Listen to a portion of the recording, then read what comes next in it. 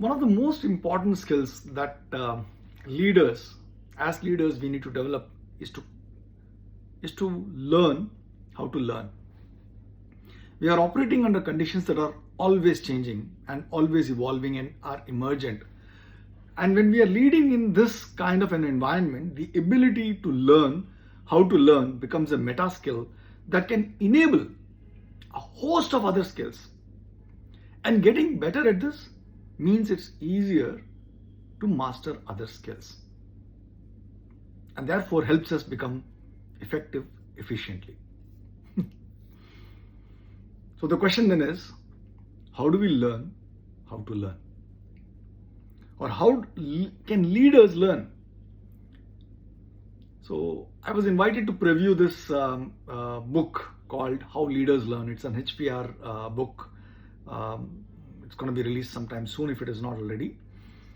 So here is a combination of what I learned both from reading the book and adding to that my own lived experience. Learning is most effective when it is active and when we are involved in the entire process of learning. For experienced leaders, learning might also mean to begin with learning how to unlearn what we have already learned and that which is not effective in the current context in which we are operating in. That, I think, has become more difficult than learning anything new. In the book How Leaders Learn, the author talks about 3 ways that leaders can learn. Learn from, learn by, and learn to, which in a way is also very similar to what I think of, which is learn from experience, ours, others, learn by doing, which is actual task and getting into the deep end of the work itself, and learning by learning new technical skills, which is in the classroom, which is by reading books or having mentoring session. This is where you learn new skills. So let's double click on each one of these to understand what it all means, right? So the first one is learning from. In my case, I think I would call it learning from experience. So this is all about learning from our lived experience, the stories that we tell about them. We can do this by reflecting on our experiences, and I think reflection needs to become a part of our daily exercise if we are leaders. So coming back to specifically how to learn is by reflecting on our experiences, what we did, why we did it, what did we expect to happen, what actually happened, what we got right, what we got wrong, and why did we get this right and why did we get this wrong. So these are some of the questions that we need to think about on a regular basis, if not about everything that we do, at least for those which are important topics. The learning that we get from that is humongous.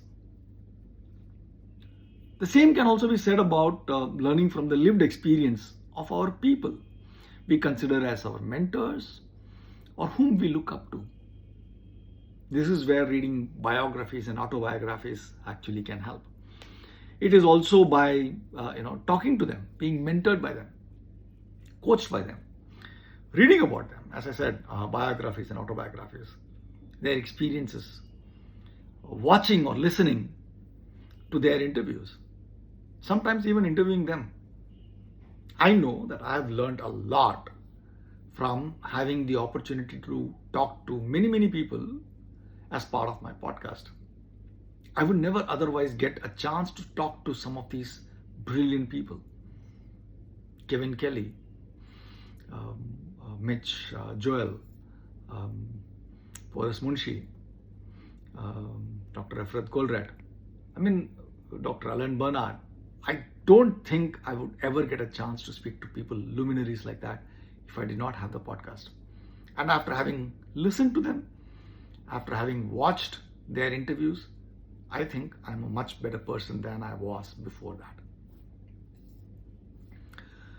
Um, this can also be about learning from the environments that we find ourselves in, the context within which we are operating.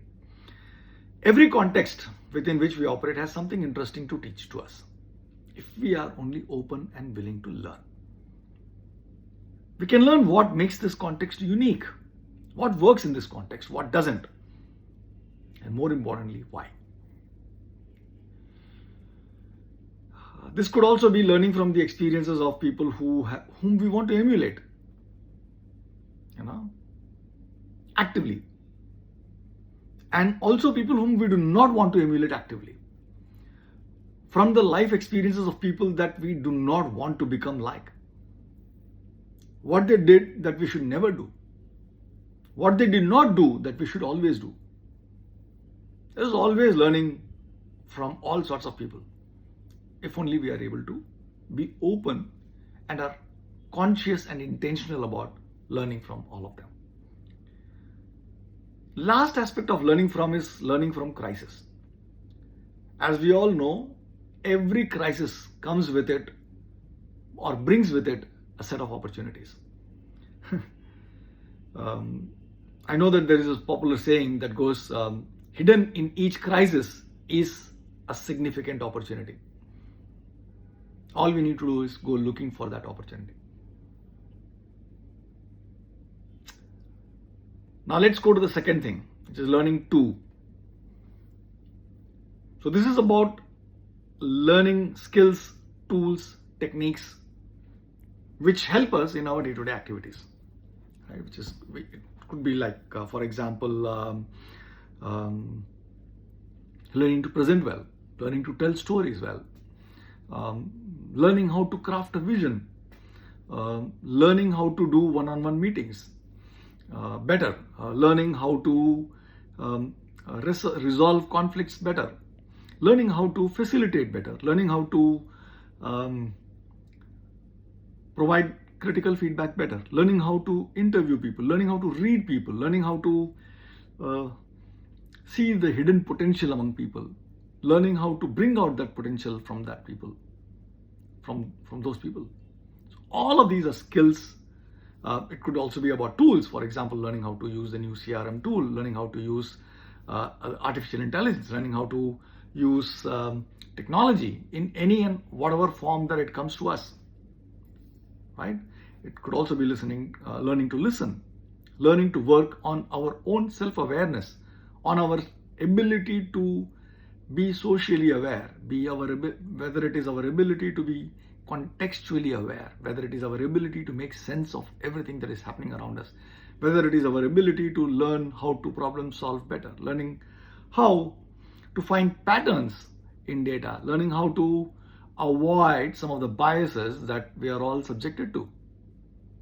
All of these are skills, tools, techniques that we can learn to be a better or become a better leader.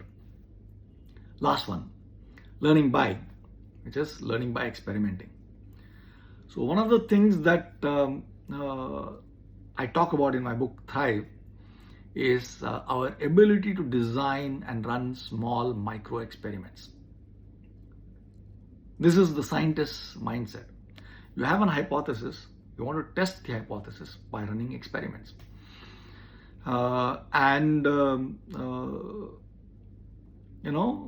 You could also do the same thing with thought experiments, like Albert Einstein did in order to come up with the theory of relativity.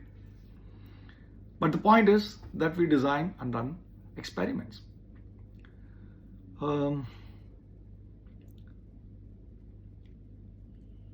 This could also mean that we learn by seeking new and bigger challenges, things that we think we are not ready for yet.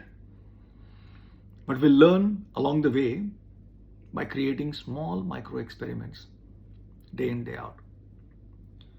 It is also about learning by preparing and being ready for all possible outcomes, or by finding ways to mitigate risks, or finding ways to simplify that which is complex, or by taking on systemic challenges and solving for them. As they say, the best way to learn is to teach. So learning by teaching or mentoring or coaching other leaders is one of the best way for us to learn our own thinking. Because when someone asks a question and we answer that question, our subconscious mind puts together a reason why we did something and why we did not do something else. It's a form of reflection. And sometimes it could reveal a lot more about ourselves to ourselves than anything else. All I'm trying to say is, it doesn't matter how we learn. It doesn't matter whether we learn by teaching, by experimenting, by from someone else's experience, from our own experience, from crisis, from seeking bigger challenges. It doesn't matter how we learn as long as we learn. The more modes we use to learn, the easier it becomes to learn. And the variety of things that we can learn by using different modes makes the learning a lot more depth, gives the learning a lot more depth.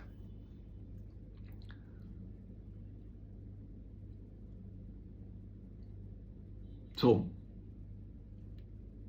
in conclusion, all I would say is this: always be learning.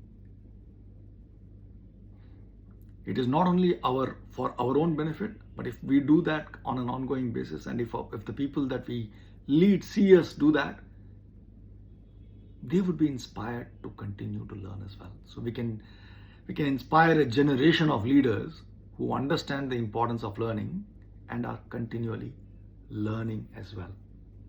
What better way can we improve our effectiveness than by inspiring the next generation of leaders to become better leaders? Don't you agree?